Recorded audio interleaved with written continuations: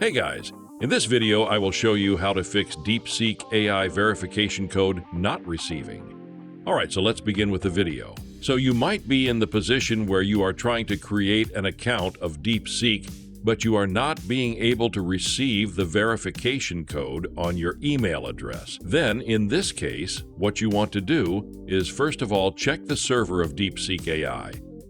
Sometime the server of DeepSeek AI must be down.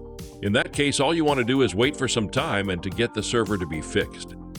The next you can try to do is head over to your App Store, and in the search bar, search for VPN, and you can select any VPN from the search results. And once you select your desired VPN, just open it up and connect it to different server. Try to connect to the faster server. Once you have connected to the different server, it should fix the issue that you have been facing.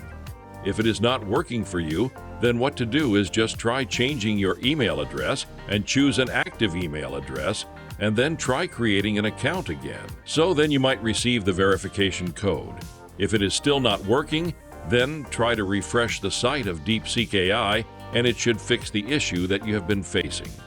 After that, you will be good to go. So that's basically how you can fix DeepSeek AI verification code not receiving.